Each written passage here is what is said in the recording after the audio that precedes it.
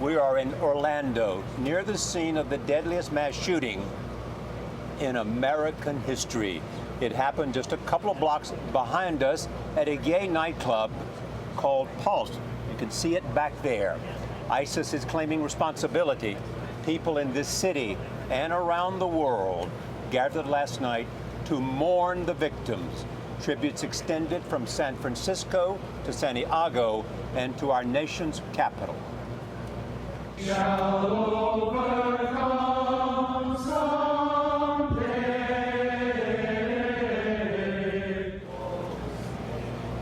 Outside the White House, the Gay Men's Chorus of Washington sang "We Shall Overcome" and also the national anthem.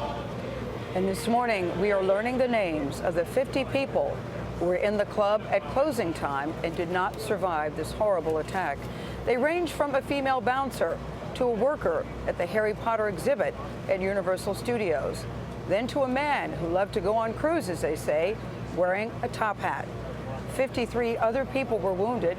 A surgeon at the hospital that is treating a lot of the victims warned us that the death toll is likely to rise. And we have new details this morning about Omar Mateen. He is a gunman who declared his allegiance to ISIS in a call to police during the shootings. Josh Elliott is here to begin our coverage. Josh, good morning. Charlie, Gail, good morning to you. The first shots tore through Pulse, a gay nightclub, at around 2 a.m. It was just after last call. And 3 agonizing hours later, the gunman and dozens of clubgoers were dead.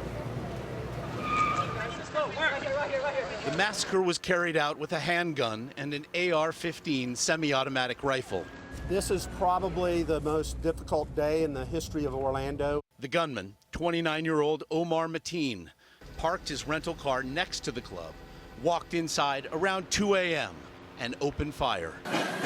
Oh my God, people are getting shot, dude. This video appears to show the gunman firing 24 rounds in just 9 seconds. I saw blood everywhere. There was blood all over me. I didn't know if it was my blood. At 2:02 a.m., 3 police officers, one of them working security that night, engaged Mateen in a gun battle outside of the club, but the shooter slipped back inside. I have a ballistic vest here for any of our individuals that are entering the red zone. At 2:09 a.m., the nightclub posted this message on Facebook: "Everyone get out of Pulse and keep running." Many of the roughly 300 people inside escaped, but dozens more remain trapped. We texted him, called him, and he's not answering the phone. Mina Justice's son, Eddie, hid in a women's bathroom with several others. He texted his mother, "He's coming." And then he said he has us and he's going to kill us, and that was it. Eddie was confirmed dead this morning. Around 5 a.m., a police SWAT team punched several holes through a wall in the back of the club and stormed the building. In the ensuing firefight, one officer was hit, but his Kevlar helmet likely saved his life. SWAT team did a great job. There were at least 30 people who were saved during that rescue.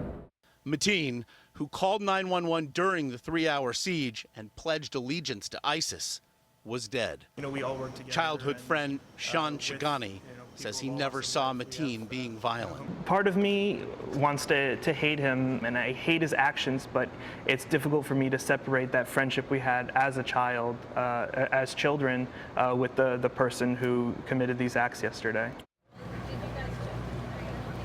A total of 11 police officers fired shots at Mateen, whom it was thought perhaps was wearing some sort of explosive device. And as for the firearms he used, the rifle in question, that AR-15, it was the same kind used by the shooters in Newtown, Connecticut, Aurora, Colorado, and San Bernardino, California.